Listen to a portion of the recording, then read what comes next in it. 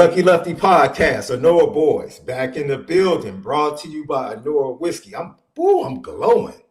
Yeah. That vacation, had my skin looking right, left. Brought to you by Onora Whiskey and Believe Network, right here. SD2 mics, that dude, my fault. That dude. Yeah. I've been on vacation. I forgot. I got it wrong. That dude. The original Lucky Lefty himself.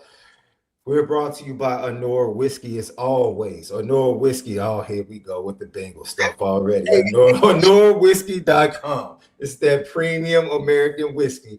OnoraWhiskey.com. Woo! I can't wait for this. It's been a long time coming, love. Long time, a lot of things. Long time, a lot of things. Drink, you gotta make sure you do it responsibly. Let's get it, love.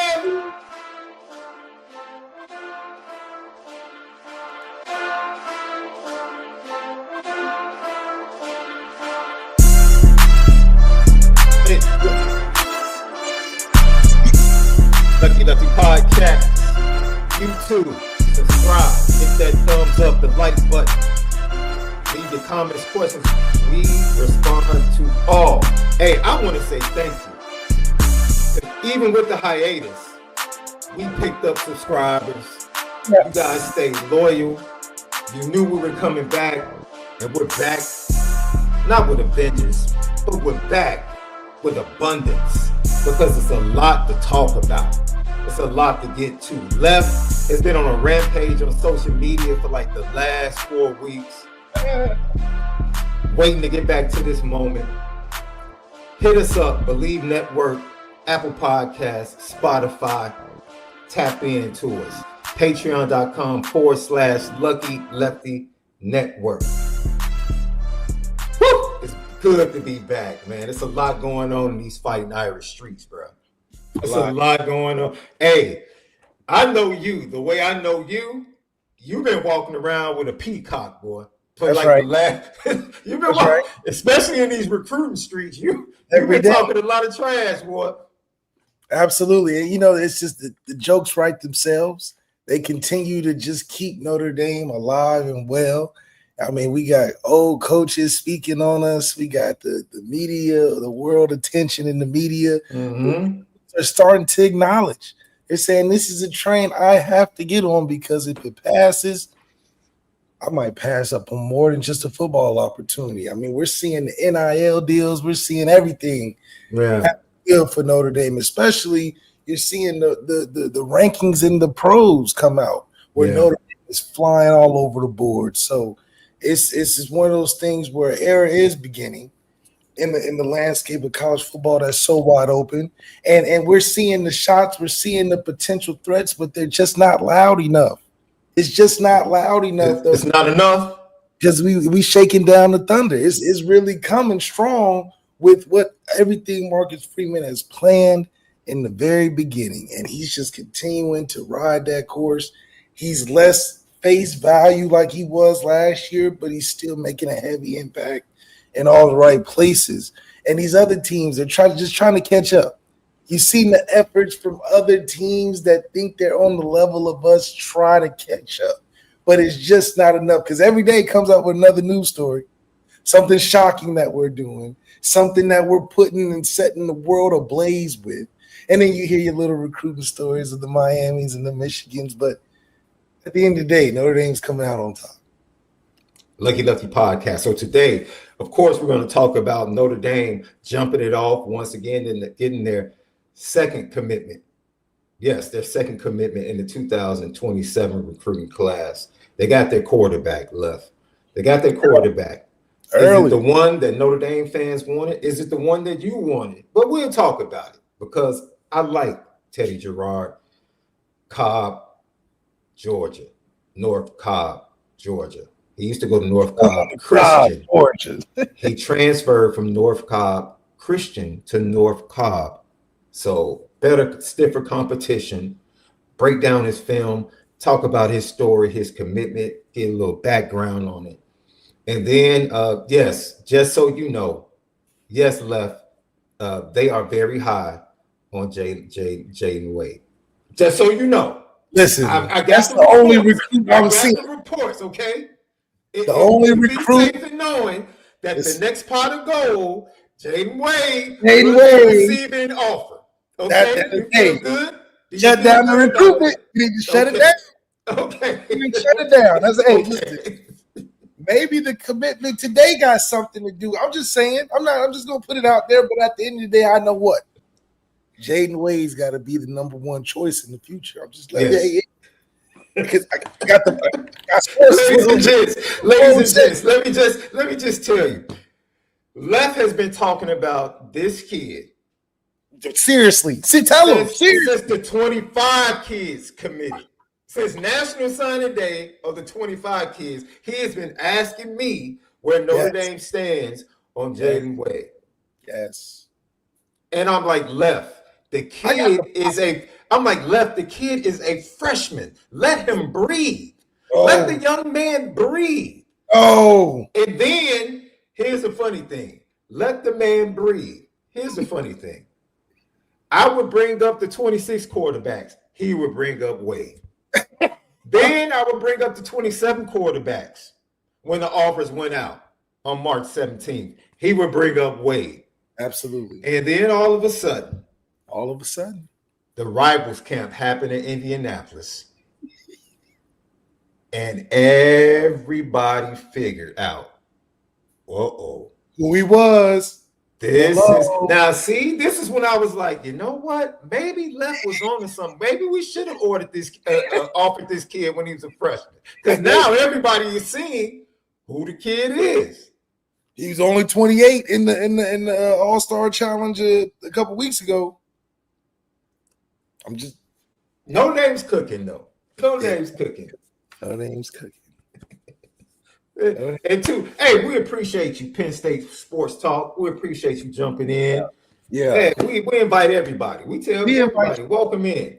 And I love you saying we. I love you saying we are. You know, the Sega Genesis college football game. I used to play with Penn State, bro. That's when they had Kajana Carter. And I used to love the intro when they used to say welcome to Happy Valley. Oh, man, that was my squad. Defense was, fantastic. Yeah. But I can't ride with you on. There's no applause for James Franklin. What channel was James Franklin on? Oh, okay. He wasn't on ESPN. He wasn't on Good Morning America. He wasn't on. I can't. It's not even about him being Marcus Freeman, bro. He's specifically talking about his comments about everyone needing to be equal. Well, you couldn't survive independence, so you're not equal.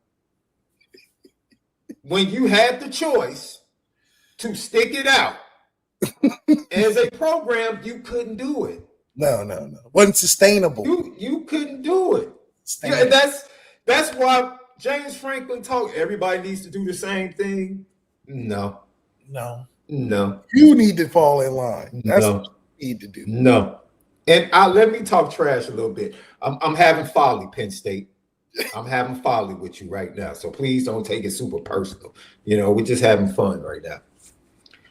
Do y'all really want to see Marcus Freeman at Notre Dame every year on y'all schedule? Is that something y'all really want? Is that something you really want? Because Notre Dame banged y'all over the head and took just about every Pennsylvania kid y'all wanted this year. Every Pennsylvania kid you wanted in recruiting, Notre Dame was like, nope. And we reached in your. Are you sure? Because it looks to me like the trend is going to continue. Because last I checked, Teddy Gerard committed today, didn't he, Love? He did.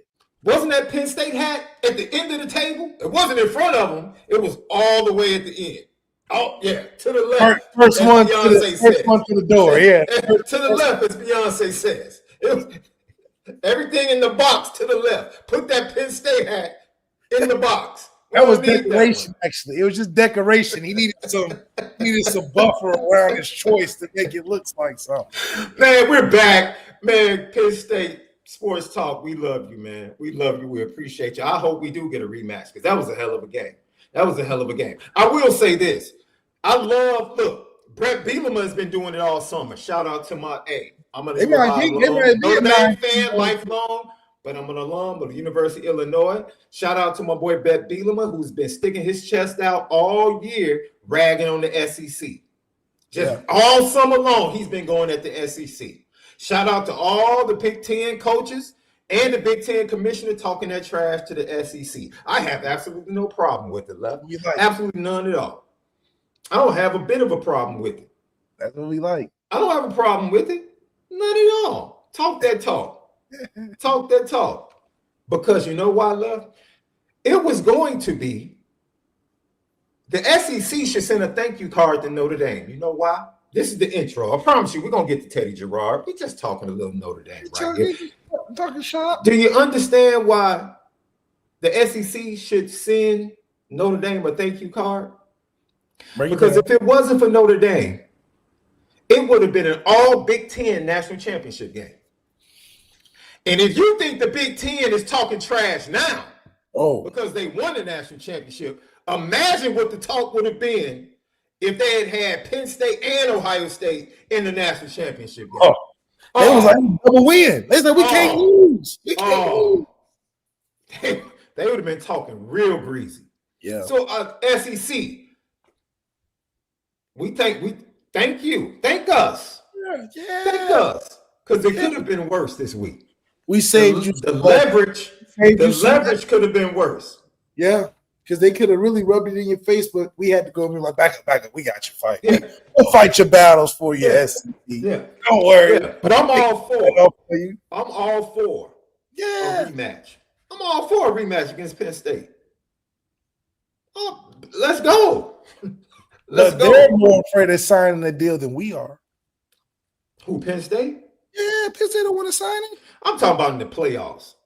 There's no reason to play Penn State. Wait, are they going to make it to the playoffs? I mean, the Big Ten is tough this year. Yeah.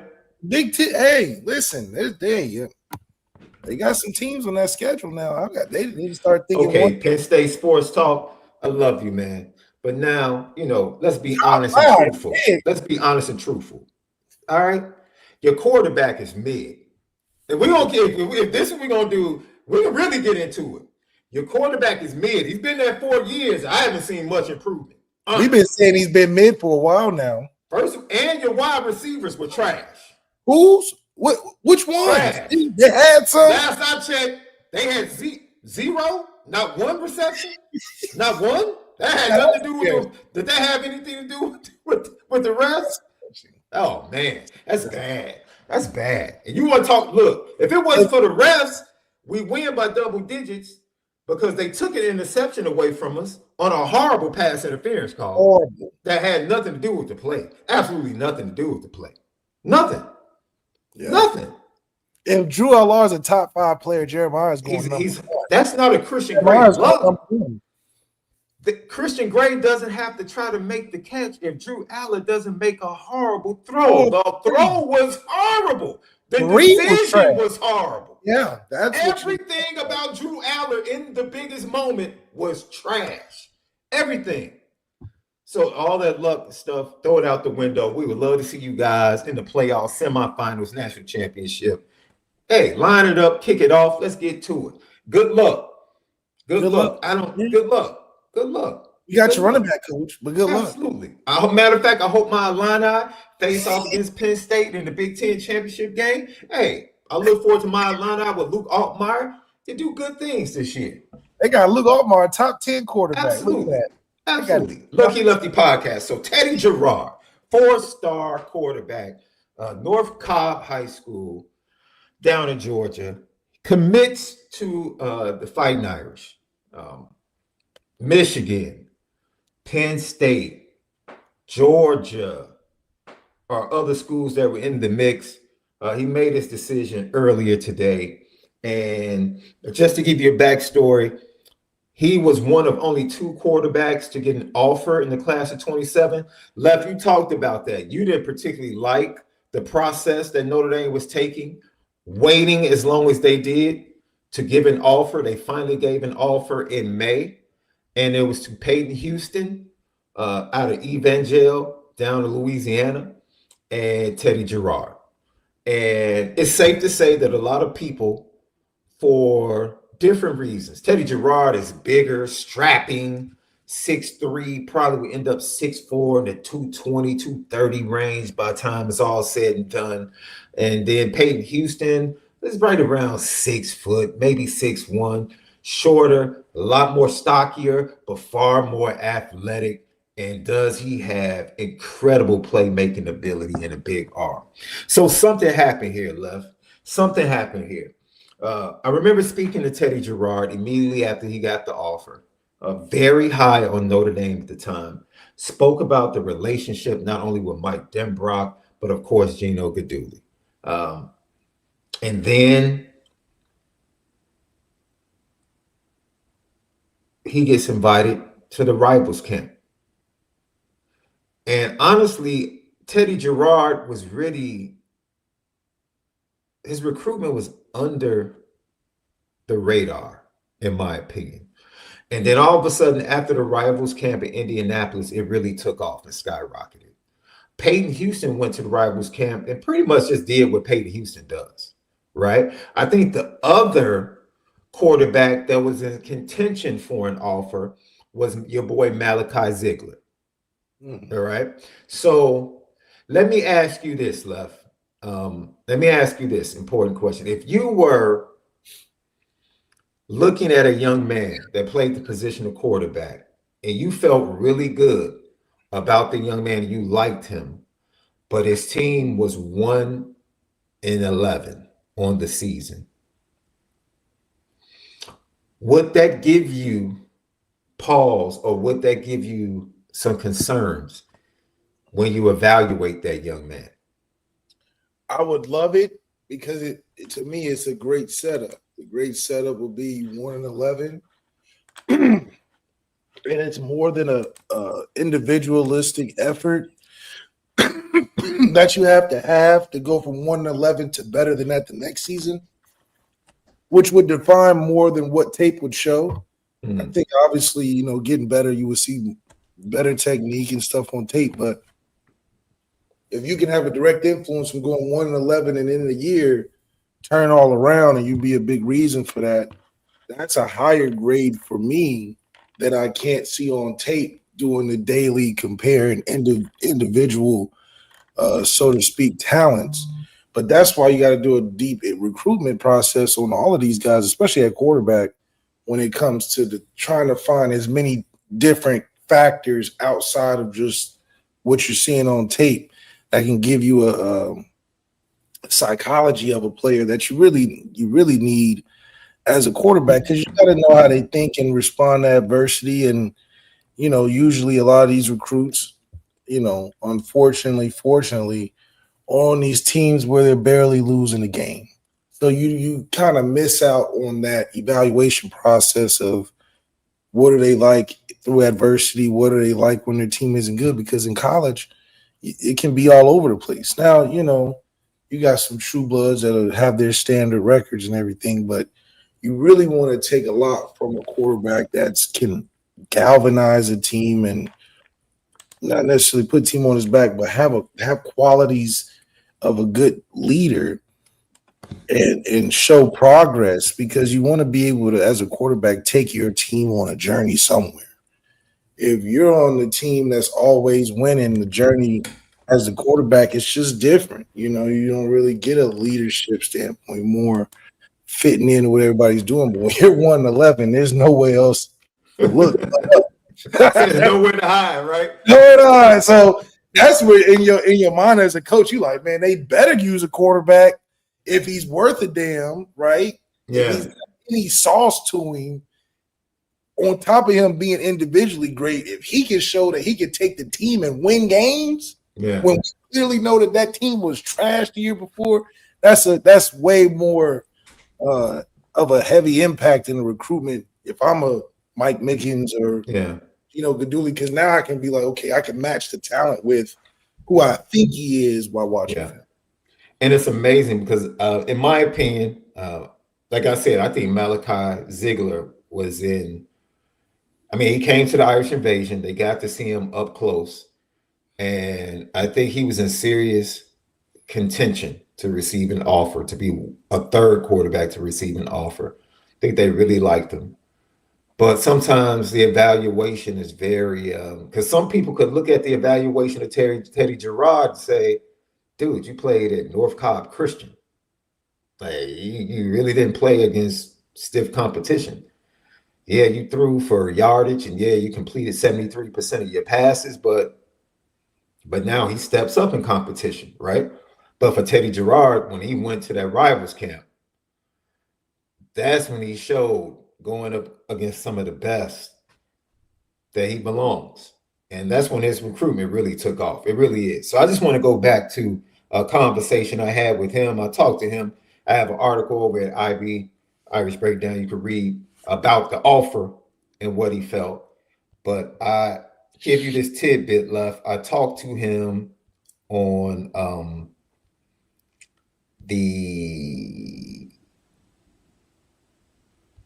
this is what he said.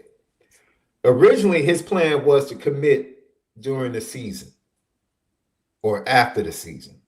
But I asked him, is there a chance you could commit this summer?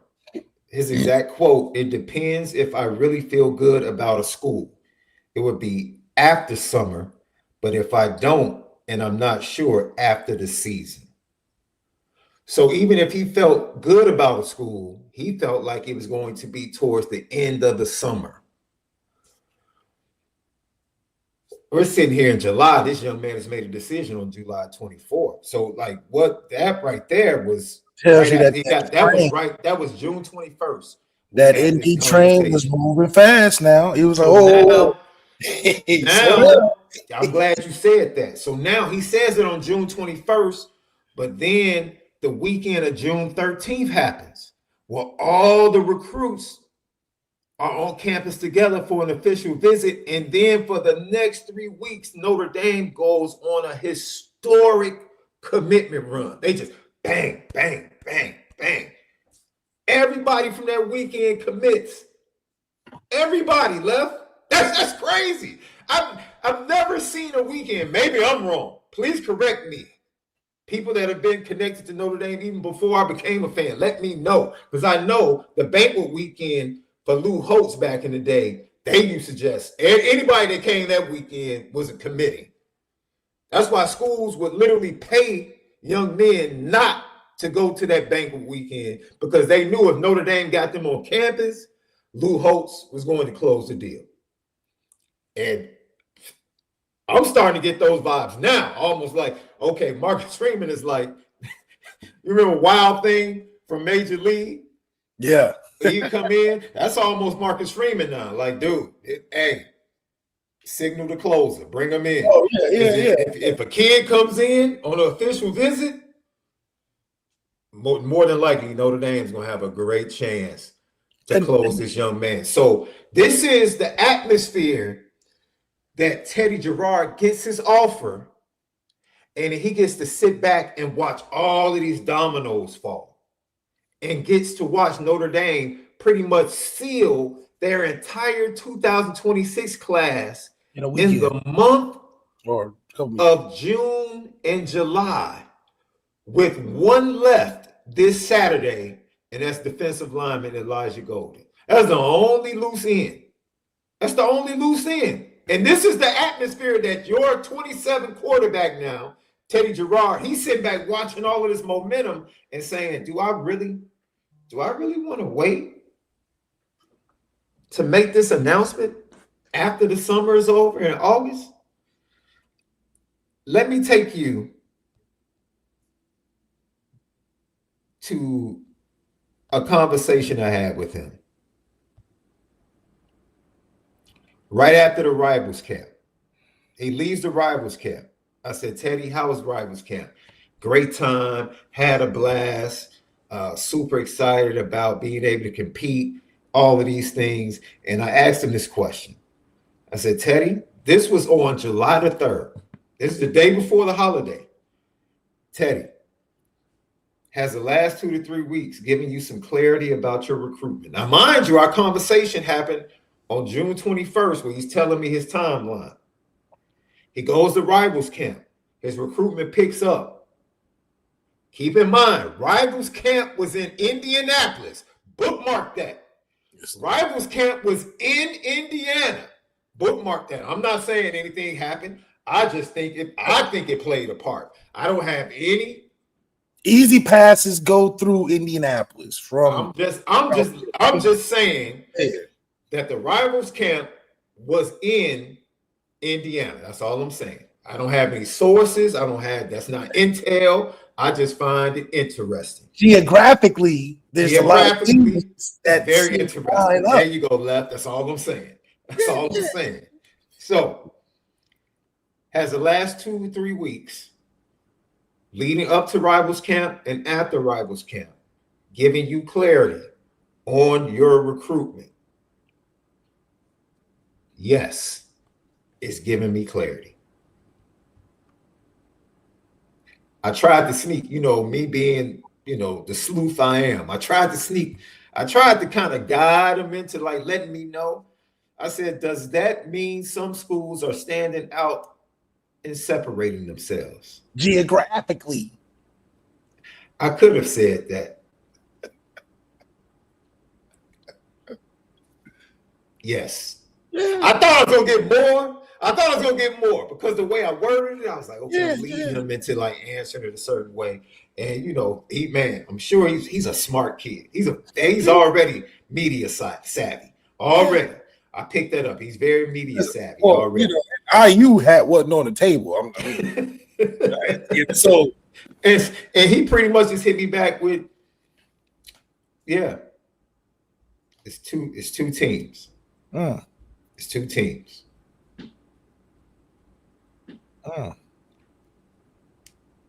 Real interesting. Yeah.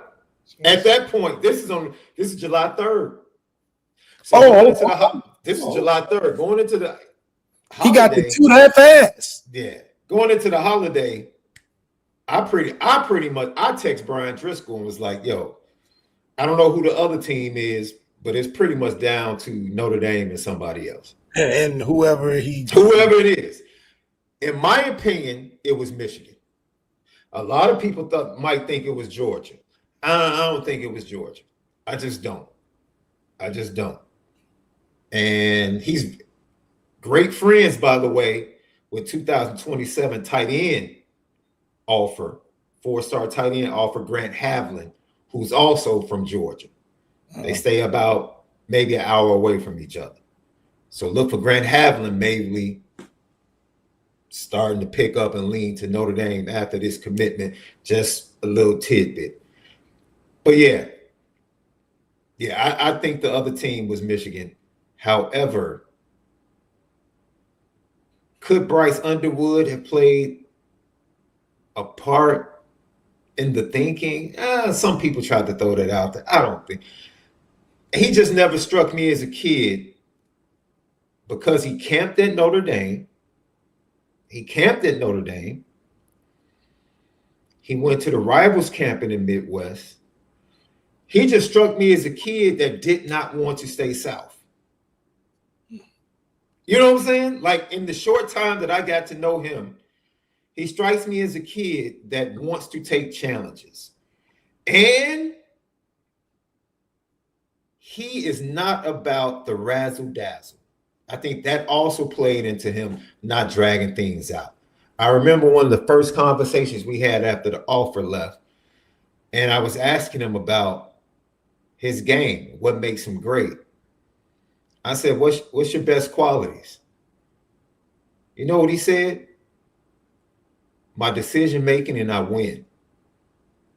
I said, oh. I said, I've said that to a couple of other people, and they were like, and I'm like, hey, man, he's a confident kid, bro.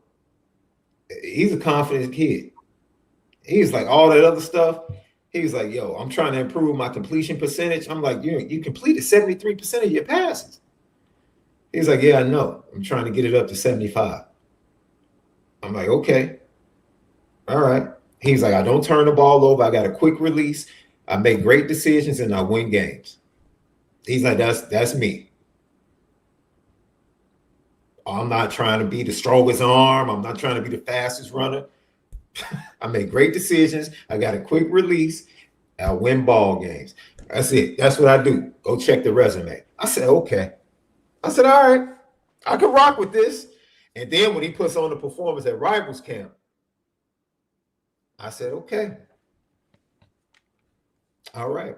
Because I truly believe at that time, a lot of people had seen Peyton Houston's film and had identified Peyton Houston and Malachi Ziegler as their wants in the 27 class at quarterback. Teddy Gerard's film probably is not as impressive. I'm sure, Left, you're going to talk about it, some footwork things, a few other things, but he is exactly who he said he is. You're going to see a quick release, and you're going to see quick decision making, and he wins games. Like literally everything he said, that's who he is. That's exactly who he is. And so I want to see something else. I loved how he raised his level when he got amongst other great quarterbacks. That was his first time, really, because we talked about him leaving North Cobb Christian, where the competition wasn't as good, Left, and going to North Cobb, a very prestigious program down in Georgia that faces a much better schedule and tougher and stiffer competition. But he hasn't played that yet. But he's already shown us, when I get around other great players at my position, I rise to the occasion. So at this point, Notre Dame fans, regardless of whether or not you wanted another quarterback or the quarterback you wanted didn't get offered, you should feel ecstatic about Teddy Jarrard being, the spearhead of the 2026-27 class as your quarterback. Ooh, did you hear that thunder?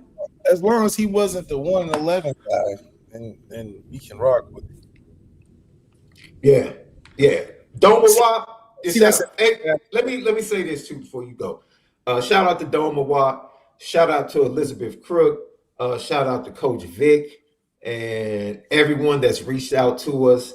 I've continually prayed for our guy Doma Wap. Praise report from Elizabeth Crook, her husband, clean bill of health and his battle, his health battle.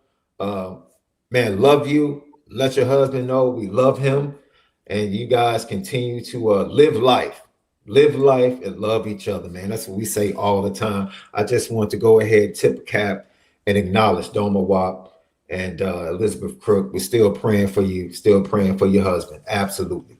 And like Doma Wap said, another cool aspect of his commitment, talking about Teddy Gerard, he didn't do the whole hat dance. I thought he was going to do it for a second because he reached for Notre Dame, and then he just went ahead and grabbed it. So, yeah, I agree. I agree with you. Let's get to these super chats because I don't want to forget them. Thank you guys for welcoming us back with super chats. If you have a super chat, put it in. We get to them immediately. Great to see y'all back. Lucky Lefty, pound to Malik. That's from Raymond Harden. And then our guy, Doma Wap, saying welcome back. Appreciate you, Doma Wap. So that's Teddy Gerard. You ready to watch some film, Left? You ready to break it down? You ready to break it down? Okay.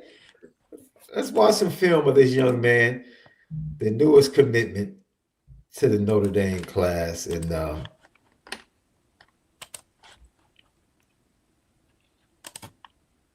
I like the way they break his film down because, they do it by like down the field throws, things of that nature.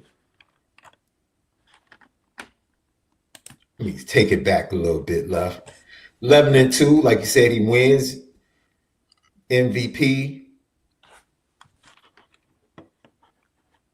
Just tell me what you see, Left.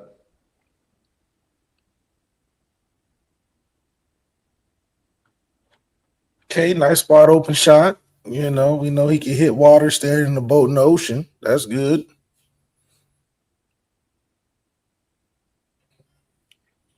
A little running around, keeping the play alive, a little backyard football in him. You like to see that. Probably wouldn't suggest him throw it across. He's a confident kid, I told you. That's that quick release. Good job giving his guys a chance to win the 50-50.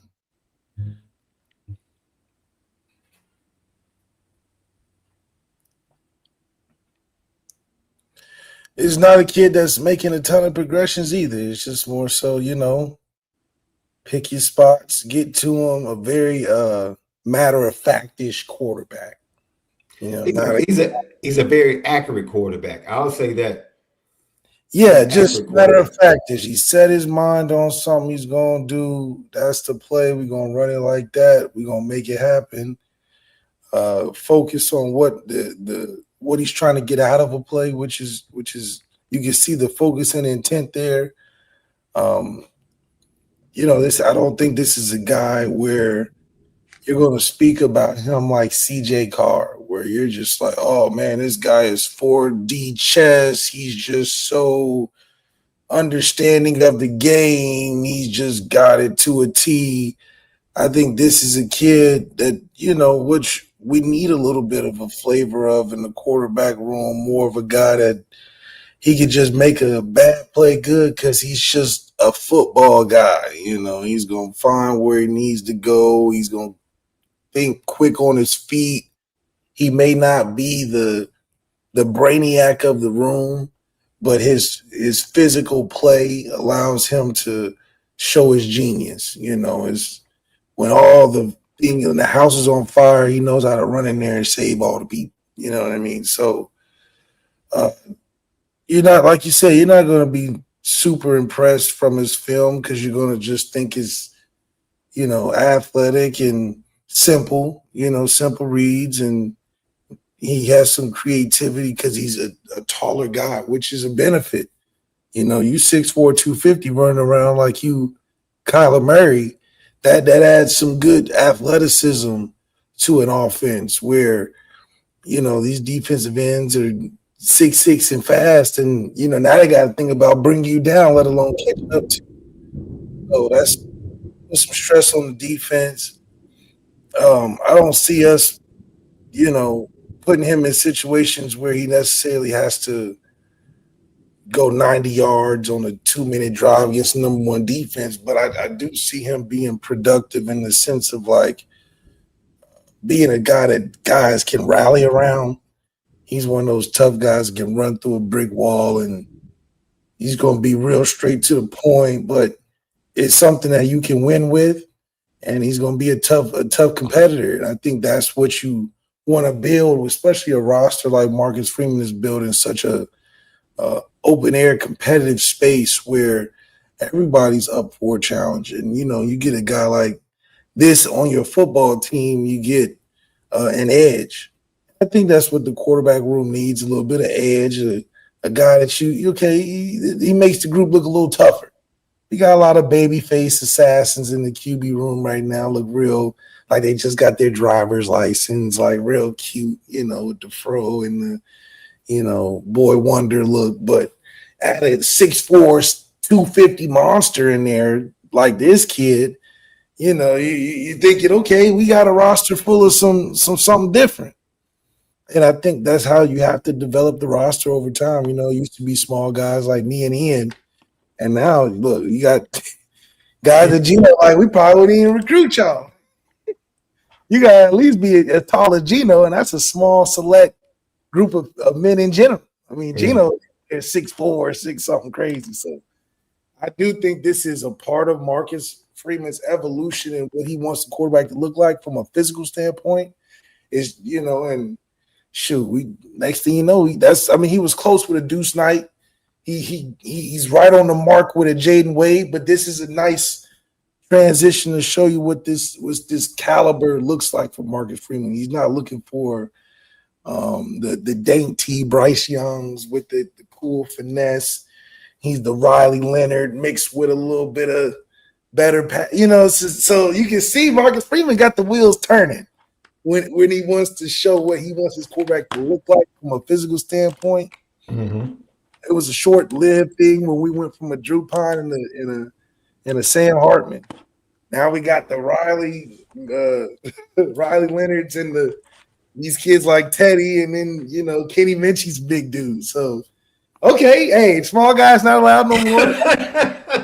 They love you, Left, though. That's not against you. That's no hate against you, Left. They I get it. They just saying. Ev was shorter than me, so we're good. Ev was shorter than you. I said something. Look, I was having an interesting conversation as we get ready to seal the deal on the Teddy Gerard commitment. I want to get your thoughts on this. We were talking about the quarterbacks. ESPN did an article on the top teams. What were their concerns? What area was their biggest concern? And for Notre Dame, it was the tight end room, according to ESPN, because of the lack of depth. And a lot of people pushed back and said, man, maybe the quarterbacks. And we started talking about how the quarterback room is set up for like the next 3 to 4 years. And I said to myself, look, this Notre Dame team, and this might be hyperbolic, but this is the way I believe, Love, because you were there with him. I said, if you give me prime Everett Golson on this team right now, Notre Dame wins every game by double digits. Oh, for sure. They go into a season with a prime Everett Golson on this team, they destroy everybody. Ev will be looked at totally different in the Notre Dame strategy because it would be unfair. Ev would seriously have 4,500 yards, something ridiculous. We'd have 2 first-round receivers, and it's crazy because we still got Denbrock. Denbrock was there when Ev was there, just not calling the plays necessarily. But it would be Jaden Daniels had a lot of success. It would be the same thing, just a shorter Jaden Daniels version, But Ev could throw even better, in my opinion, but. It seriously would be something real special if Ed was in this tour, which is crazy because I believe we had all the traits of what it took to win at the quarterback level when it was me and Ev and Brandon and Deshaun in that era, and then we lost it. Then we became inept somewhere down the line where it was like, wait a minute, where'd the talent go? I mean, not that it wasn't, but it was just like we wasn't lacking in the area where it was like, oh, we was a quarterback away. That was never said. We was a quarterback away during the time I was there. Now, right before, maybe, but then we went to championship. You see what I'm saying? Mm-hmm. So yeah. I do think that Brian Kelly had it right, though. He had it right until the end. But the best part I think about it is it's funny how things work out now, because I do think there will be some success with some of these quarterbacks. And so the rival, like Tommy Fitz, I just think it's just a mismatch. Shout out to these rivalry. The Brown situation right now. Like that's crazy. But yeah, I think Ev this year in this team under Marcus Freeman too. He be playing that piano for real. Ev will probably be in the commercial with Marcus Freeman, like him playing the piano or something and throwing the foot. Marcus Freeman, he's good at acting skills. You know how that goes. So, yeah, that would have been a nice classic. Man, let me tell you something. It is just I just said that, and because I'm impressed with the quarterback room right now. Like you said, he has changed the dynamic of the size when it comes to Kenny, CJ. Then you talk about Blake Hubert. And then you talk about Blake Hubert. Didn't Blake Hubert? He is a big kid. He's like 6'4". Yeah. You talk about Noah Grubbs. Yeah. Now talking about yeah. Now, but the thing I will say this. What they have ended up with, because I think I'm gonna be honest with you. I think Mike Denbrock is still looking for his Jaden Daniels. Absolutely. And it might be your boy in 28. It might be your boy in 28. Oh, listen, he isn't.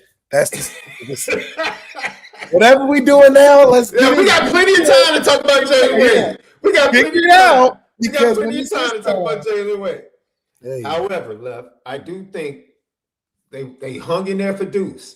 Even when everybody knew he was going to Auburn, Because, Peyton Houston. It's like Malachi Ziegler was a contender. I think they still want that great athlete, but still can pass the ball at an elite level. They're still looking for that. That combination as they move forward. I don't want to use the word. The settle was the wrong word because they didn't settle for any young man. They could have kept looking if that's what they wanted. They made a decision about all of these young men that are in the quarterback room that they were worthy to play football at Notre Dame. So, but once again, thank you, Coach Vic. He is the third commitment of the 2027 class, the third commitment of the 27 class.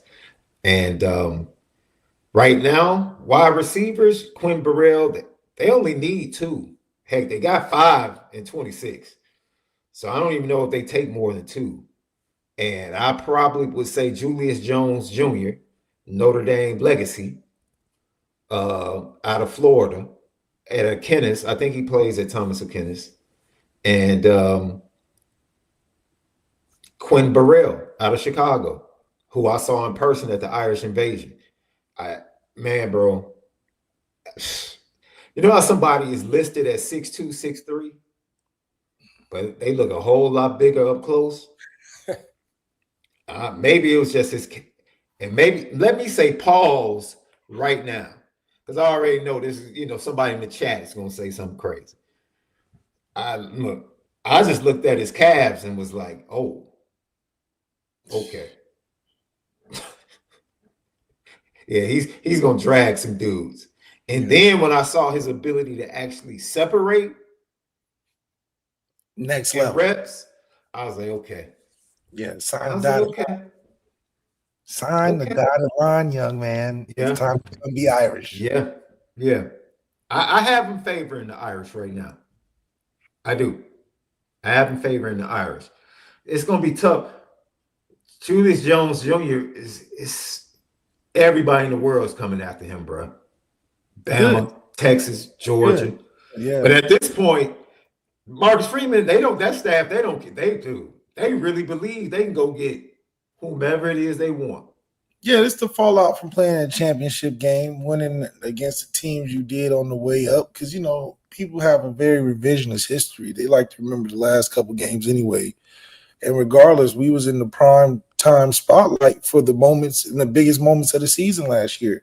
From the worst with losing the NIU, that was probably one of the worst highlights of the year, to being one of the best highlights of the year, playing that championship, beating the SEC powerhouse, beating a great Penn State team. So I think we've had the best moments in college football last year through story, through players, and just through journey. So players are looking up to this perspective of, okay, Notre Dame's on the cusp. They believe it when they see it on the field.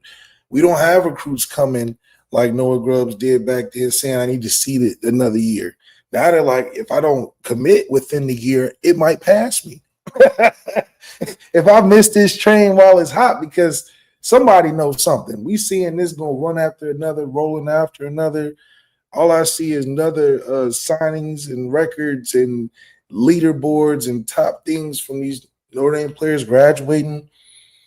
And then you're just wondering, okay, where did Notre Dame fit in the college football space? Well, every time with some college football news is something Notre Dame related.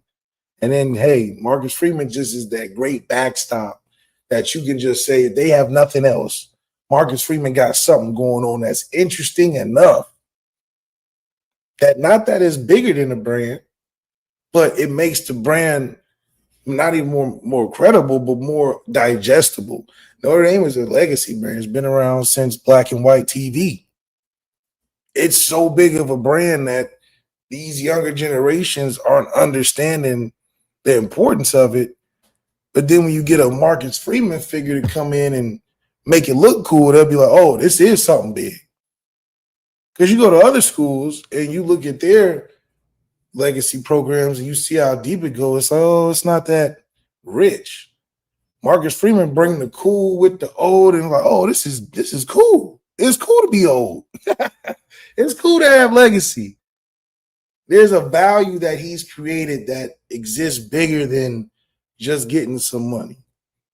Now you're gonna get your couple of dollars and slipped in your pocket, you're gonna get your little money under your pillow from the Tooth Fairy, but it's not what you're falling in love with, which I think Marcus Freeman has found that piece. Like, how do you get these kids to fall in love, even if it ain't the giant deal that they're hearing of? Well, every time I take an interview with one of the kids on the team, they're like, oh, I love this. This is way better than what I thought.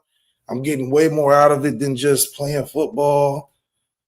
And they seem pretty well taken care of. So I think that's a staying power for Marcus Freeman, that now we finally connected it to winning games. That was the biggest disconnect the year before, when we were saying, oh, if we just get close to the fire, we're going to be hot. Now it's like you can't go on the internet without them saying, oh, they're going to go 12-0. There's no way they're going to lose again. Wait a minute. Wait, the team that y'all was just saying NIU. Now there's just no way we don't go undefeated. I know. But y'all just a year, y'all Johnny come lately. Because we've been saying it. It's been building. It's some people that told me, over the break too, Left, that they owe you an apology. After watching offensive film last year, they were like, yeah, we owe Malik an apology about his evaluation of the quarterback position going into the year. I was like, yeah, he played the position at the same school with the same offensive coordinator. I think he should have known what to expect and how things are going to play out. But that's neither here nor there. As someone put in the chat, Donald Trump has signed an executive order that prohibits third-party pay-for-play payments. But it does not apply to legitimate fair market value compensation that a third party provides to an athlete, such as for a brand endorsement, according to the White House release. What, man? What?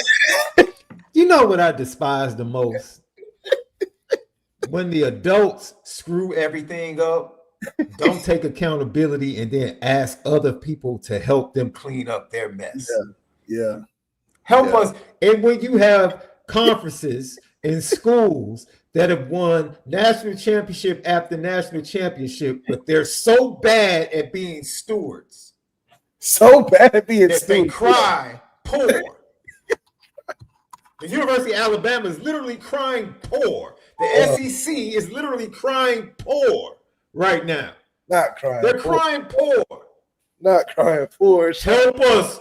President, Congress, please help us control what's going on in college football. It's really shameful. They're like, throw us a bone. They're getting too rich on us. It's just shameful, man. It's shameful and it's disgusting. And yeah. What are you saying? Third party pay for play, but fair market branding.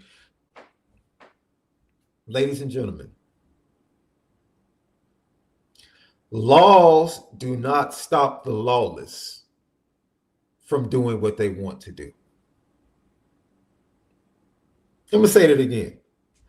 Laws do not stop people that want to be criminals from being criminals. They want to be criminals. Laws are not going to stop schools from finding ways to filter money to players. This is not a celebration.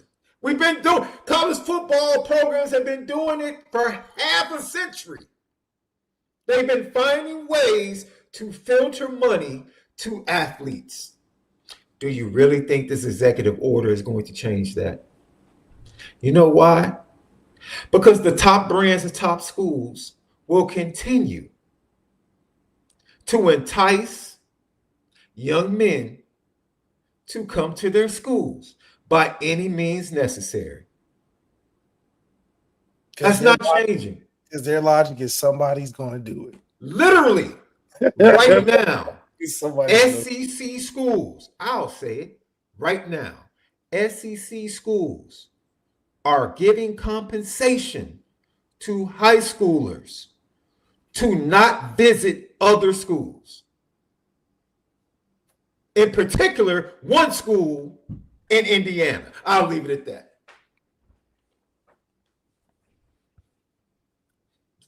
They're enticing young men shade not room, to visit other schools, not the shade including room. a certain school that just happens to be in the state of Indiana. Not the shade room, not the shade room. Dude, don't take that on official visit. No, don't take that on official visit. We got you. Don't take that official visit. We got you. What are we talking about? These are the depths. This is the character of the people in college football programs. This is the character. And you think an executive order is going to override years, decades, and half a century of bad, questionable character in college football? Come on, man. Come on, man. What are we talking about? This is not a celebratory. Look, man, and it doesn't matter. You can sign that order. Cats still want to know what's up with that Epstein file. That's not going away. You can sign a deal with Europe, a deal with Japan. You can bring up Obama being treasonous. You can bring up whatever you want to. The people are on your tail. They're on their dude. They are on the executive branch's tail right now.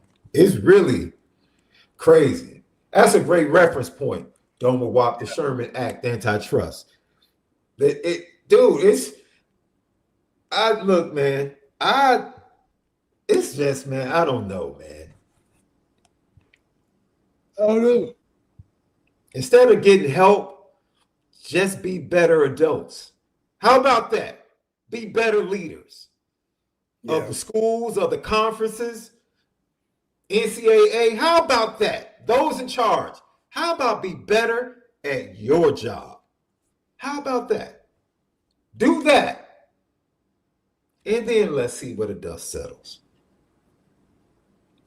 Man, Lucky Lefty Podcast. Lucky Podcast. In 1 week, the pod started popping, boy. The pads. Yeah. This pod is popping already. But the pads start popping in 1 week. And we'll talk about it and preview it. Just a few things. Of course, we're going to talk quarterback. Might talk a little wide receiver. But we'll go over a few things before we let you go. So glad to be back with you guys. We missed you. We hope you missed us. If you haven't subscribed, go to YouTube, subscribe, Lucky Lefty Podcast, and then hit that like button.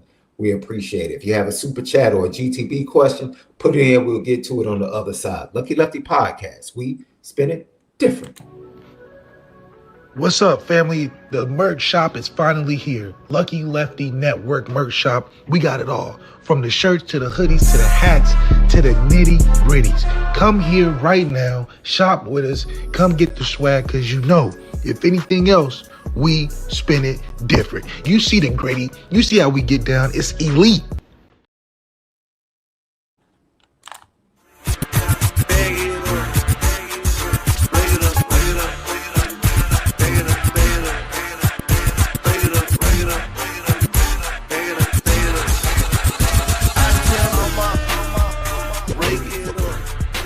Lucky Lefty Podcast. Follow us on YouTube, subscribe, hit that thumbs up. Patreon.com/Lucky Lefty Network. Can't wait to get the guys back. Big O, Reg. We got something special coming up for you. We have some Greats of the Gridiron over on Patreon, getting ready to drop. Man, 5 former Notre Dame players, great interviews. We'll get to that. Left has some stuff coming up during the season, some film breakdown and other things only over at Patreon.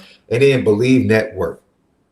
Jump in with us on the audio side, Believe Network, Apple Podcasts, Spotify. Lucky Lefty podcast. Go lock in, download all of our old stuff, and lock into what we're going to be dropping soon. I think I'm going to. I have an idea. Let me know if you guys think this is a good idea in the chat. I'm going to take all of my articles, my recruiting articles, for the 26 class and going to the 27 class, and I'm going to set it up as an audio book style. So I'm going to read my article, but as I read my article, I'm going to talk about moments and tidbits in that article or information that led up to that quote, and just make it kind of fun for each of the recruits. And so that's going to be over on Apple Podcasts as well, starting for the 26th class, because they're pretty much signed, sealed, and delivered. Of course, National Signing Day is coming up in December, but just something, the idea that came to my mind to add to what I already do in the article form. Go ahead, read the article, get to some of the quotes, give background, similar to what I did with Teddy Gerard today. Just went through our conversation, talked about certain things, bring up some tidbits and some things others might not have thought about, in the recruitment. So I gotta tweak it, make it interesting, make it funny, make it good. I got up to LaSalle College Prep head coach, Coach Gordon. The information he gave me, I'll give you one tidbit that I got from a coach, bro. I'm trying to figure out if I can say this, bro. The chat might need to pump me up. Like, go ahead, let it go, SD. I'm trying to see. I want to make sure I can say it. At this point, I feel like I can say it because I think this kid is pretty much done. I think he's done. I think he's locked in. I think pretty much, I don't really see any, which is crazy. I don't see any candidates to be flipped. But Ian Primer, I'll say, Ian Primer, I'll give you two tidbits, guys. I'll give you two. This is for free. This is for free on Ian Primer. I'm still going to do an Ian Primer audio story, though. Ian Primer,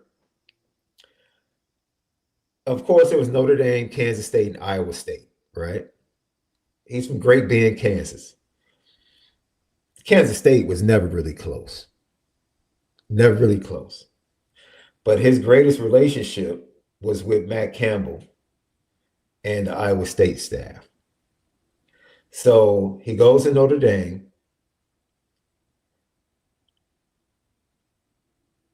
And his parents thought that he was going to take the safe route.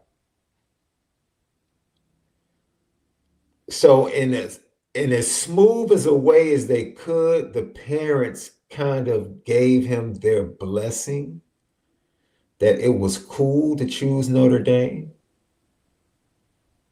Like, because he would be moving further away from home. Like as a kid, he was like, man, I got a great relationship with Iowa State. My parents would probably love being able to drive a short distance to watch me play. But the parents were, as all parents, they're like, dude, Notre Dame is absolutely amazing. Like, what? Like, honey, what do you think? I think he's going to choose Iowa State. I think he's going to stay close to home. I really think that's what he's going to do. Yeah, but he can't pass Notre Dame up. The academics, the chance to win a national championship, they constantly put tight ends in the NFL. Like, Iowa State's going to go 9-4 at best. Like, what are we talking about? This is an easy decision. Doesn't he see this? And in a subtle way, the Primers let their son know it's okay to embrace the challenge. But at the same time, Ian Primer, on his visit, kind of got that thought himself when he sat down with Marcus Freeman. And Marcus Freeman closed the deal, dog. Yeah. Marcus Freeman closed the deal. Marcus Freeman was like, yeah, come do something special. That's it. Yeah, you get here, you're going to do something special. You're going to win a national championship.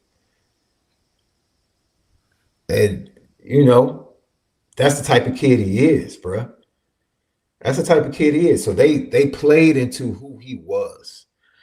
That's one thing I can say about this entire 26 recruiting class. Notre Dame, with Mike Martin, the rest of the staff, Carter Altman leading as the director of recruiting, leading their recruiting department.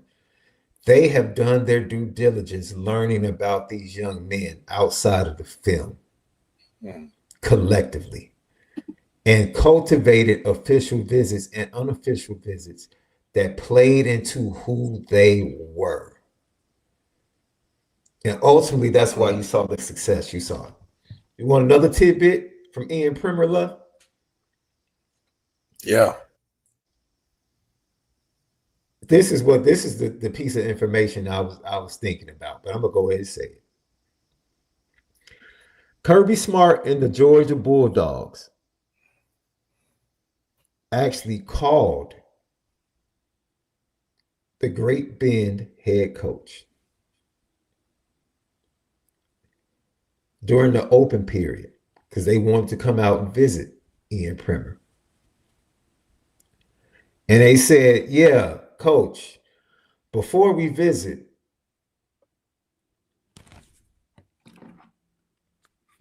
is it worth our time hopping on the plane? Because, we want to know if he's a local kid.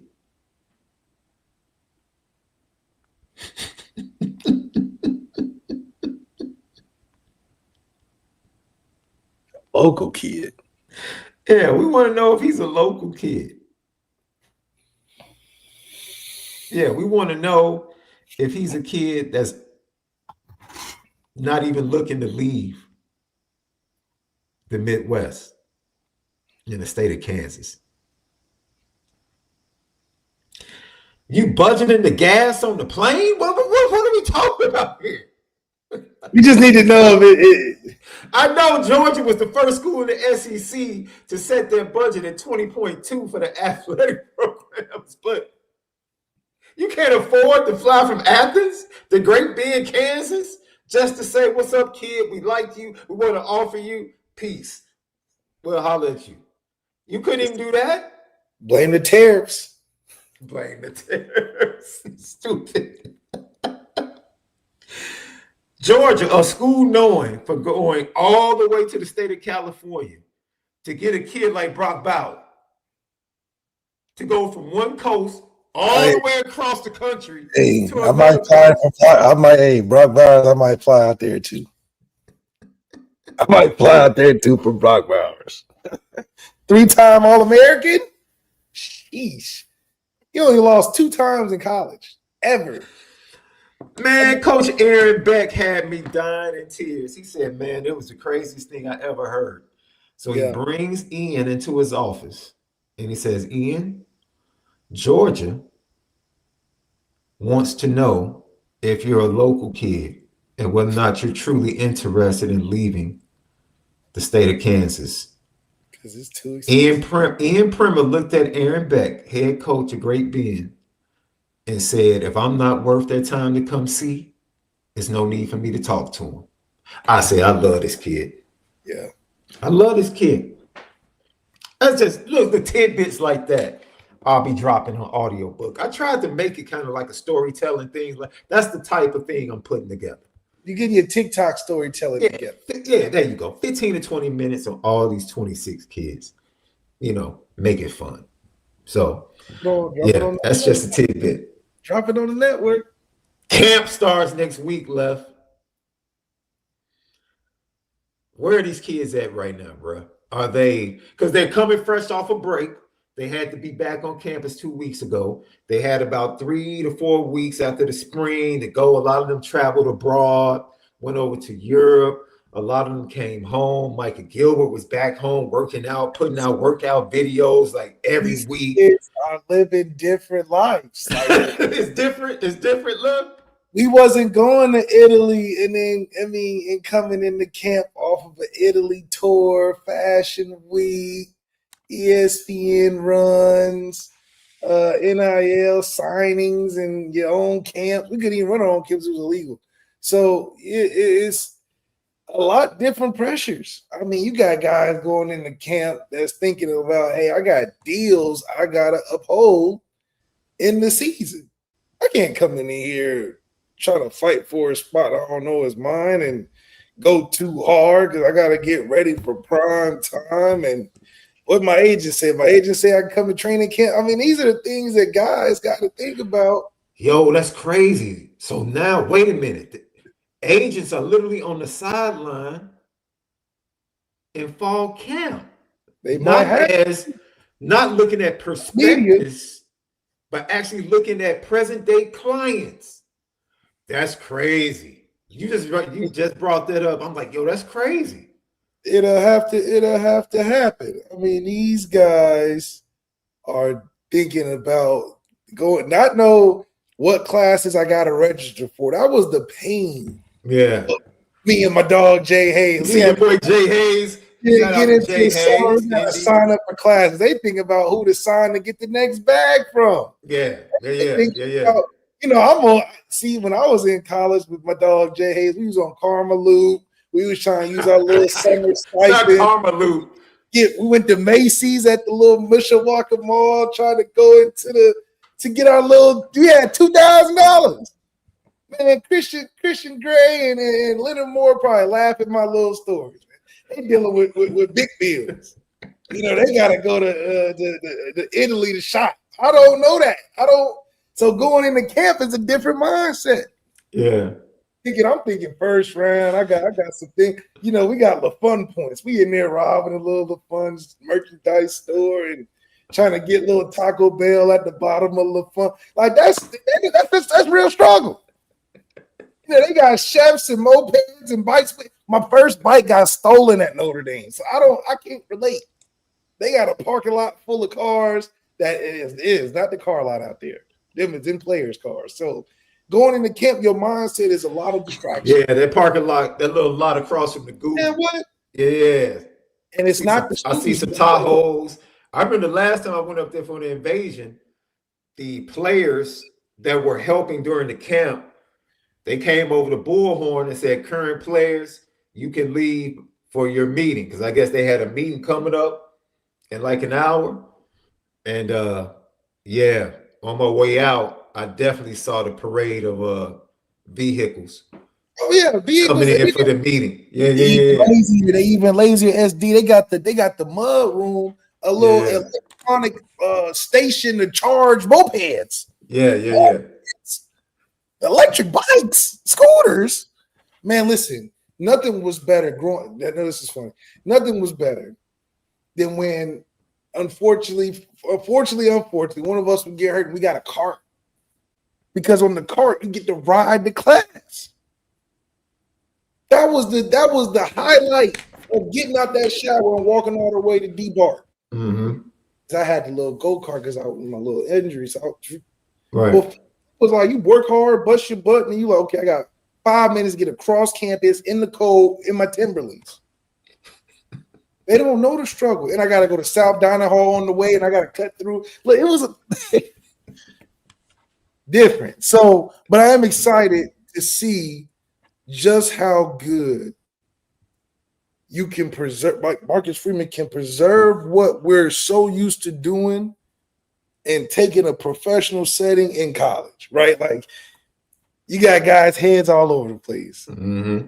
Used to get shipped off to the little military camp. I don't know if they get shipped off no more. No, they're on campus. Everything's on campus. Well, yeah, you and Peggy. Was that Wilberforce Academy? Is that what it's called? Yeah, what listen. was it called? Something military in the state. Yeah, the military school you guys used to go to for camp. You know, Marcus Freeman's got to find a way to isolate. You know, it's so funny. I saw something on Love Island. No, Wilberforce is a college. I'm sorry, my mind was. That's over in Dayton. I know. I'm glad. Yeah. Dayton now. Yeah. ROTC. Yeah. Yeah, absolutely. Culver. Yeah, Culver. Yeah. Fox. Culver Academy.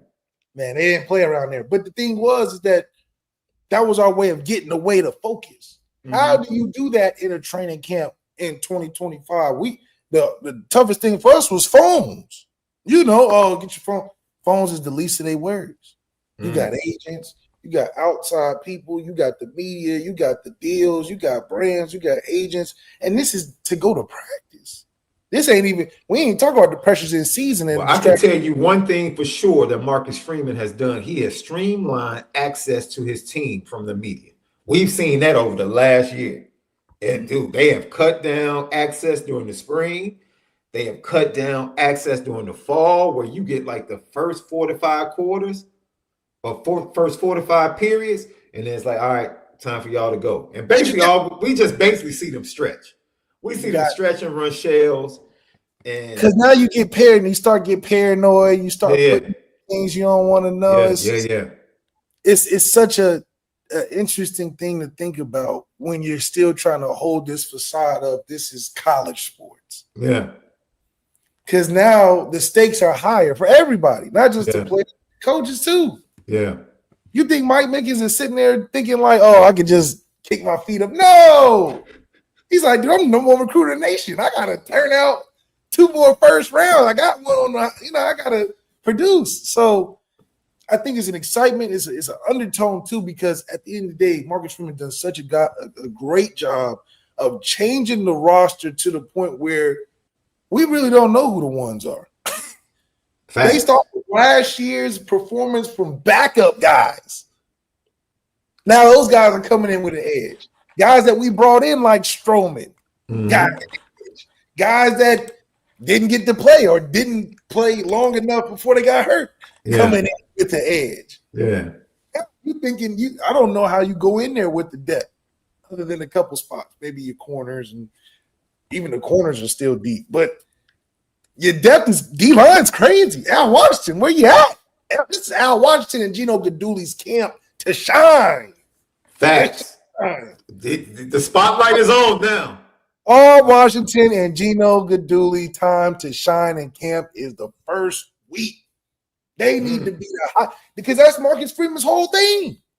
We got to get depth in the interior. We got to get guys healthy. And Gino, you got to start earning your paycheck, because we just been paying you on the books, and you just been sick. You've been sick. You folded your arms all sideline the last 2 years. Gave a couple jokes, a couple critiques to the quarterback. That was easy.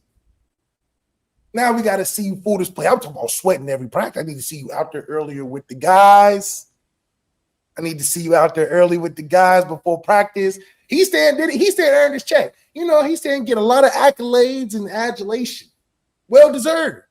The man was out there before practice, after practice, every day, rain, snow, sleet, earned his paycheck. Now you got $100 million guys coming back, great legacy, all of that. Gino got to put that work in. Now, I'm not saying he wasn't doing that before, but it needs to be apparent to the media at least.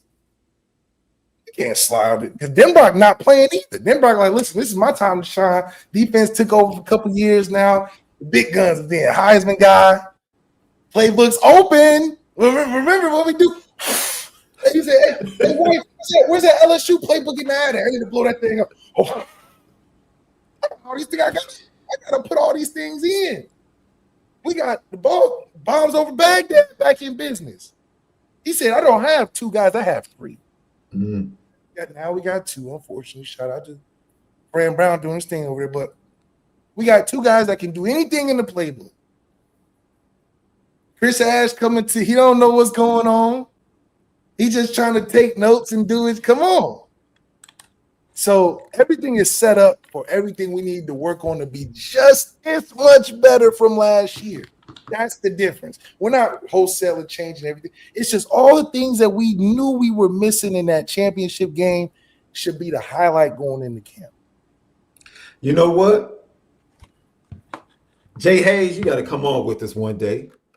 You got to come on with this one day, because Jay Hayes bringing up some very good questions. First of all, let's tap in. He said, Marcus has done an incredible job, but do you guys think the NIL chaos can erode Notre Dame's football culture? Impossible. We're the most good stewardess. Well, that's nuance too. That's nuance too. Now, with culture, the culture is the independence. Right. That's a separate conversation. But Jack Swarbrick said, until we no longer have a path to the national championship, we're going to be independent. So that pretty much answers itself. So I don't know if NIL down the road impacts that. Maybe it does. NIL, as far as Marcus Freeman and recruiting, Notre Dame has not been the lead NIL offer for anybody in the 26 class. Ever. I don't think ever.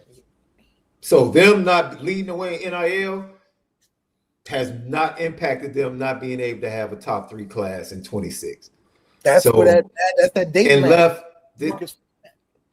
this staff is so good. I'm not being hyperbolic. Notre Dame fans, Jay, I promise you. I'm talking to the 27 kids now.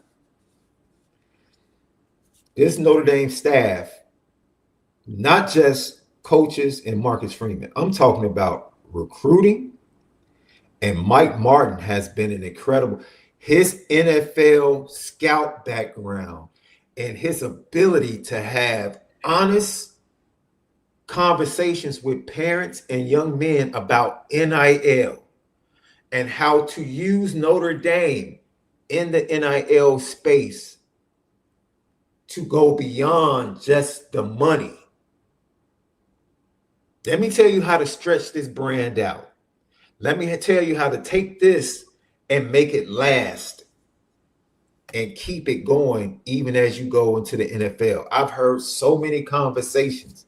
Dude, I'll drop this as a tidbit when I do my Grayson McHugh piece. A conversation that Grayson McHugh had with Mike Martin after his visit went a long way to Grayson McHugh ended up in Notre Dame. When I tell you everybody in the building, it is such a, I don't know what it was from a recruiting standpoint when you guys were there, but the collaborative effort that's taking place right now is incredible. So I don't know. There are places you're gonna go where you learn something new. Like you're gonna learn, like, oh dang, I didn't think about it like that. Like, oh, they're gonna give you something to chew on. And it's literally information, especially these high profile guys that are already getting a wazoo offer to them from all these schools. Every time they come to Notre Dame, they leave with something they didn't know. And that's the thing you get when you get a guy like Mike Marks. He's walking to these families where he's like, dude, I'm about to drop some stuff you ain't never heard before. That's almost as valuable as money. If I drop some information on you that about some marketing and how it relates to Notre Dame and NIL, give you behind the curtain look other than a value price or a market of where the 5-star D linemen there are and stuff. I could just tell you, like, this is how to bring and turn this into this. This is how we sprinkle a little this on this. This is how we see this fit. That is, we tell them things that get your mind thinking, get the wheels turning. And I think that holds so true when you look at how Marcus Freeman has built that staff upstairs. These are guys that are credentialed.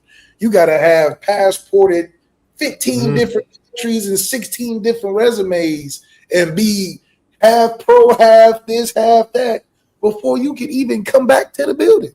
And not just great, no lowly GA. Them days is over. You want to come fresh out of college and work your way up the food chain and possibly be some coach. No, you're going to have to do your time, leave, go get big, go get some experience, go coach a winning team somewhere, and then come back to Notre Dame. We taking finished products only. That's the difference. We took we had to cut that thing down, shape it up, make it look kind of sexy. It's still 4 for 40 though. But it's like we gonna use that 4 and get you 40 out of it. Now, see, you and Jay Hayes just talked about that. See, this is the thing, and this is what I said. There was only one. Marcus Freeman, I told you, Left, when I saw that dude, when I went down there 2 years ago for spring practice, and the line was as long as the field with parents and visitors to get autographs from this dude. I was like, okay, this dude is different. All Marcus Freeman His, do is his drop a little EP. he has a gravitational pull that is bigger than just football. It is like pop culture. He pulls all different types of eyes to the Notre Dame program. You know what I mean? I mean, you just need to And I drop a little joked. music. If he drop a joked. music, I was like, hey, the moms love him. The moms love him. I had to check my wife. I had to check my wife because one of her girls was like, yeah, bro, she calls me bro. Bro, I heard Notre Dame's head football coach is easy on the eyes. And my wife was like, and I just looked at her, I was like, hey, relax. yeah, we're not finna gas. Relax. Relax. I got to see this dude. You know what I mean? Talk to him. I don't want to have to talk to him for real. The thing is, Marcus Freeman never have to worry about not being fair. You're going to get some plates sent up to his office. Just having folly for a minute in all seriousness. The only thing, I'm telling you, the only thing I kept saying this. I said, if Notre Dame wins, it's a wrap in recruiting. Because I was talking to the kids, bro. I was talking to the kids. That was the only thing. The 4 for 40, that's obvious, right? The pull to play for Marcus Freeman, that's obvious. The coaching staff, you had, great coaching staff. Mike Mickens, Al Washington. Then you got Mike Denbrock back. Then you had your boy D-Mac, who's now with the Raiders. Now you bring in your boy, Jawan Sider, who you talked about. Like Mike Brown was a question mark until he signed these 5 wide receivers in 26. And you can't question whether or not he can recruit anymore. It's like this staff start to come together. And then they lose their guy, the general manager. Everybody thought, oh, man, the ship is taking on water. They go get Mike Martin, pretty much an unknown in the process. And he's hitting home runs and conversations in the process. And you start to realize Marcus Freeman not only can coach, but the man knows how to build, and he knows how to lead and give direction to a staff. So he's able to handle all facets of Notre Dame, bro. That's something we didn't know. You know what's next? The one thing you knew, even when he was a defensive coordinator, you knew he could recruit. Yep. Certain types of athletes that had never been to Notre Dame in the previous 5 seasons. You could tell that. Then he struggled to get them on campus. Why? Because they didn't believe, why should I come on an official visit? I really don't have a shot to win. Yeah, great program, great education. I love you, coach. You heard that from the jump from players. Man, I love Coach Freeman. Man, I hate to decommit and go to Oklahoma. But I hate to decommit and go to Alabama because I really love, even with Deuce Knight, man, I love Coach Freeman. That's my dog. But I got to start to marry Coach Freeman to the brand. No, he won. Once he won, he took all the excuses and all the negative recruiting out of the hands of the other schools. What else can you say? Because now there's a path to a national championship that these young men can see. You don't have to pitch it to them. They can see it.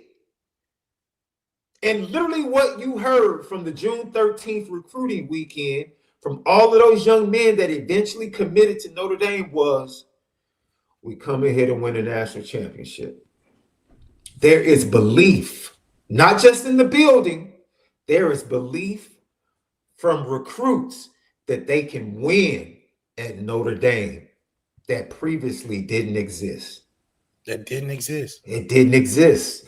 When was the last time? That's what's crazy because we was winning then. What was the last time? Jay, MALIK, y'all played. Tell me. He was winning. Because I'm coming from a fan standpoint. When was the last time going into a season where you felt like Notre Dame was a real contender for the national championship? 15. That was 15 for sure. So basically a decade ago. Yeah, 15 for sure. And then I just knew we was always going to be missing something. It wasn't even a player thing almost. It was just like we was living in that it's going to go good until XYZ happen, either injury, Mhm. either, some messed up game, but it was never no feeling of, we're like last year, we're flying through 12-0. It was Yeah. just like, we have the chance to beat anybody. That's when we was in that builder phase, when we were like, okay, we're Yeah. tough enough to go against anybody and be all right. That was the kind of Kelly years, especially when we went to the championship in 12. Was like, okay, we can play with anybody now. Then the Mhm. next phase came of, well, we need some special things and special players and to start arising within that, because it goes from that large gap we saw in 12. That was a lot to make up. Let's be honest. Like, when we played in that 12 game, we looked at that game and said, okay, we can be good and still far. So then recruiting came. We started to have stronger recruiting classes. My class, the class after that, the class even after that one. Three strong back-to-back classes, which propelled this whole narrative of, okay, we can win now. But see, this is the thing. Watch this, Left. You know the difference between 2015 and last year's Notre Dame? What hurt you all the most in 2015? Notre Dame had a litany of injuries last year, and it didn't stop a darn thing because of the way Marcus Freeman has built this roster. That's right. That's the difference. That's the difference. We have really good 1A, 1B players. Yes. I mean, 1A, 1B players will be looked back at as a pioneer, because nowhere in the country you can say that Notre Dame team roster from the 22 starters that was a roster that was, built to win a championship. Mm-hmm. Notre Dame, Ohio State's 22-man starting roster was literally built to win a championship. Our 22-man roster was built based on our parameters. Based on the parameters. So Marcus Freeman, based on the parameters, had to be genius enough to be like, we may not get every 5-star, but we'll get the best 1A, 1B players. Mm-hmm. But he was doing that. And what lasted longer for us was that with the injuries came that kick in of the not the best, not the starter, but he's damn near interchangeable. That's new. That's never happened. And it provided the study, the case study to say, okay, if you have a starter and a guy that's just as good, just right there, injuries almost don't matter. Because all those injuries was early. That's the funny part. All those injuries we had that would deem that would have killed us in 15 for sure were not only not even like, I mean, you lose your best first round potential corner before the first couple games. I mean, like, that kills a team right there. And the fact that we had such 1A, 1B players mixed in. They took a true freshman. A true freshman came in. Great talent evaluation. Benjamin Morrison with a great coach. Freshman. Yes, sir. And that's all the things that can play into it. And then you look at it and say, oh, well, if he's at 1A, 1B, this roster can withstand the test of a long season, a second season. Because look, lo and behold, let's just say all our guys got healthy that were hurt right before the playoffs. So now the second season, we got experienced 2s and 3s, quote unquote, with 1s coming back. That would have been even worse. We won without it. So it just shows you the attention of what a lot of people do is build that top, 20, 30, 40, no, I would say 25 to 30 players that they depend on. Mm-hmm. They had to extend that thing down to 50 and last him a whole season, and now look at it. Left. They lost their best defensive lineman in the playoffs in the first round. Well, Riley Mills was the USC game, right? Because he punched the dude. No, Indiana. Oh, yeah. He sacked the quarterback in Indiana and hurt himself. Didn't play against Georgia. Didn't play against Penn State. Didn't play against Ohio State. Yeah, that's the only thing that Marcus Freeman will deal with in the future. Like Jay Hayes is saying, is the future poaching But the culture's been so strong. When you got examples of Kennedy Urlacher, because he was probably. But that was natural. That was like the body naturally pushing it out because it was just like, dang, dude, it's not your too fault. much excess. And right? you have your dad. Your dad is the biggest comforter when you're making a decision like this. He's like Brian Urlacher. You kidding me? You tell me you can't go find somewhere after leaving Notre Dame. Not only that, you're leaving Notre Dame. So it's like that was already getting you. Let me say this. Got it, dude. Jadon Blair, 6'4". Yeah. 4-star, 6'4", 230-pound He's safety 3-4. who would have started under the previous regime because of the lack of depth on the back end. Because of lack of depth, yeah. Would have started or been the second guy in. Might be your third team safety this year. Might be. Third team safety. Which is why Kennedy Urlacher said, I'm out. I'm going to go to USC. That's what I'm saying. It's like, what you... It's okay because he can maneuver that way because you got a team. Yeah. Transfer portal scary when you ain't got a team. You know what I mean? So it goes to Jay Hayes asked about the portal in NIL, and see the portal is the easiest thing to answer for Notre Dame. Left. We're kicking out riches. The academic standards are not changing. Oh no. It's only certain people Marcus Freeman can go after in the portal. Yeah, it's a small. They're not going to get a dude with 3 years of eligibility. 5 years. No. We're definitely not getting a guy with more than 2 years. Definitely not getting a player that didn't graduate. So that right there is 90% gone. Like that's our own parameters on it's just a blessing that Will Pauling and Malachi Fields just fall under right under that umbrella. Yeah, it's just right when we needed help in the wide receiver room. Boom. Let's go get a 6'4", 6'5", 230-pound monster. We put the strainer out. You know, you get the spaghetti and you done. We just put the strainer under the NIL parameters, and whatever shakes out usually is pretty good because through that straining, you had to get strained. There was a lot of qualifications that you had to get through just to even be in the pool. So we definitely strainer on the process, and it just turns out really good for us. Ben Skoronek's an underrated value. He's still in the league doing big things and has a Super Bowl. Yeah, but he fell out. Would he have been a Notre Dame recruit if we didn't have the strainer out? Yeah, that's how people outside looking in should think of it. Think of the guys we could get if we didn't strain our own recruiting process in the portal. We just make it easy because it's only a process of elimination. Oh, of course you get a guy from Duke. Of course you get a guy from Wake Forest who happened to be 2.5 years. You know, of course you get the. You're not gonna get the guy from Miami. Like what the like it just fit.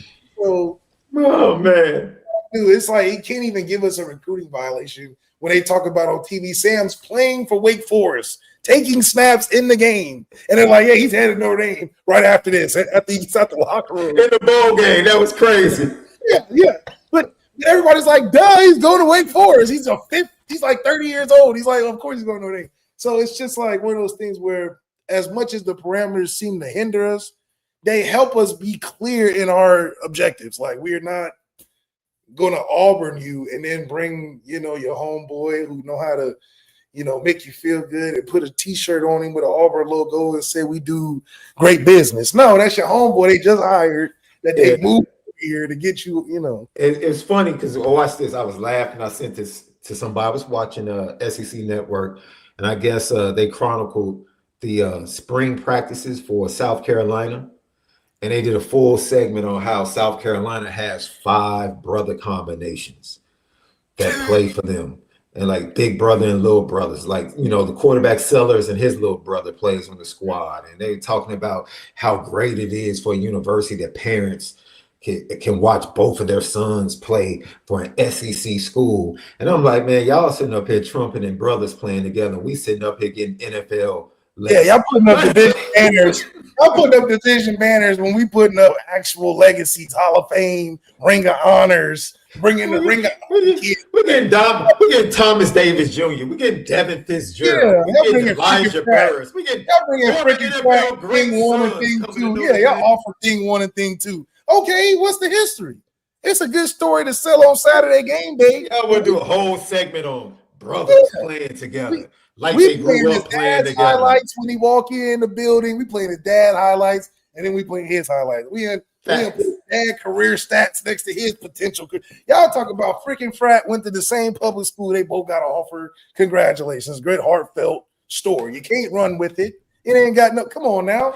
We be playing mind games. I said, Coach Beamer, if that's what you have to use, then by all means, go ahead and use it. Go ahead, bro. Go ahead and use it, man. Whatever you got to do, because I'm sure your dad used whatever he did, had to use at Virginia Tech. Giannis did the same thing. Brought finesse with him, just because it was just. Hey, Giannis did bring the chip, though. Giannis got the chip. Giannis got the chip. You know what I mean? That's how Giannis got the chip. Beamer should Being say, in South Carolina. Wait a minute. South Carolina, who did they play in the bowl game? Wasn't that the Pop-Tart Bowl or the I forget what it was. Oh, they played Illinois, and Illinois smacked them. Oh, okay. All right. Is that top 10 Luke Altmaier? You talking about top 10 Luke Altmaier? Luke Altmaier, baby. You know, Luke Altmaier, baby. They backing up the Brinks truck for Luke. Oh no, it's champagne. They ain't got him some real champagne. Before we get out of here, Left, give the fans, we'll get more in depth tomorrow, but give the fans, you played the position. Mike Denbrock was your OC.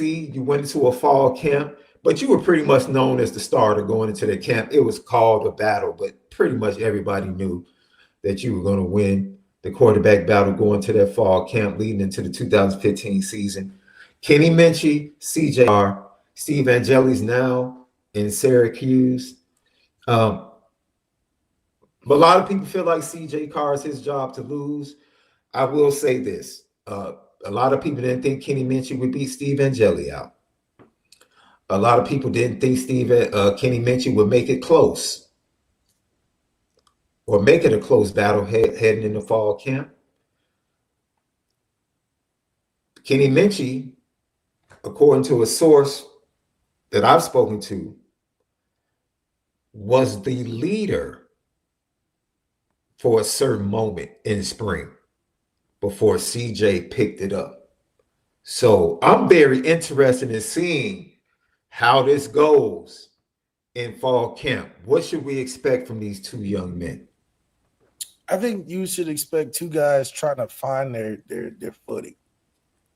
Try to find where they implant themselves as the quarterback of this football team this year. So it's a trial and error process. It's a mistake process. It's a reaction-based process where, you know, certain things that happen and how you respond to it. And you really trying to carve out your own who am I to the team for both guys, even though one's older than the other. They're both trying to put their resumes to be like, I should be your quarterback for this year. And that's going to happen through the field, and a lot of the focus should be on their game. I mean, Marcus Freeman has kept it pretty honest and saying, hey, you guys go out there and the best guy's going to take it. I think for Marcus Freeman's career's sake and for what I feel like is best for him, if he wants to do this the right way, and that's to play Kenny and support Kenny. And then if it doesn't work, falling back on CJ is always would look good in your eyes, because if you rush CJ over Kenny and CJ just isn't ready due to whatever the case may be, it's just harder to go backwards, right? So you think of what is the easiest landing and the hardest landing. I think the harder landing is to start CJ over Kenny and it not go well. I think that's a harder landing than to start Kenny over CJ and then fall to CJ, because it's going to be hard to fall on Kenny after taking CJ over him. So I just think QB psychology, if I'm Gino, I want them to both push themselves. I want them to both show how they differ and how each can win in a different way, which helps Denbrock call the game better. but then also be able to direct it in a somebody's got to be the guy in the room. That has to exist. There's not a Sam Hartman in the room anymore. There's not a Steve Angel, even a Tyler Buckner. I mean, he'll be the impact of him being a quarterback, knowing what's going on, is not there. So one of them's going to have to be like, okay, I'm the big dog in the room. That's what the result of camp should find. That's what Geno should be and Jim Brock should be searching for, and it's something that Marcus Freeman should be stimulating all camp. And don't force it, but make it challenging enough to where one of them has to do it. Because if you don't have a big dog going into the season, not saying that we're going to lose, it's just going to be another rough start. Another first 5 games of figuring it out if you're not committed to a guy and you're not having a big dog in the room by the end of it. Lucky Lefty Podcast. Once again, subscribe, YouTube. Hit the thumbs up, helps with the views. Leave your comments, questions. We respond to all. Tomorrow, we dig in deep on the offensive side of the ball. You already know what you got in that running back room, wide receiver room. Who is going to rise to the occasion? Who's going to be the dog? Is it going to be one of the transfers? Will it be Jaden Greathouse? Will it be Jaden? Really, Jordan Faison and Jaden Greathouse. Jordan Faison against Georgia and Indiana, ball. Then Jaden Greathouse took it over against Penn State. Jaden Greathouse needs to be number 1, and then we'll talk about that. Who needs to be number 1? Charles Jagusah, injured, probably going to miss 6 to 8 weeks. When does he come back? How does it impact the offensive line? But once again, thank God for depth on the offensive line because they needed it last year. They have it in spades this year. We'll get into that and more in-depth conversation about the quarterbacks tomorrow right here. Lucky Lefty, 5:30 p.m. Central Time. We'll be right here with you, making sure we spin it different. So for Left, SD2 mics, we'll see you tomorrow. Lock in right here. Lucky Lefty Podcast. We spin it different.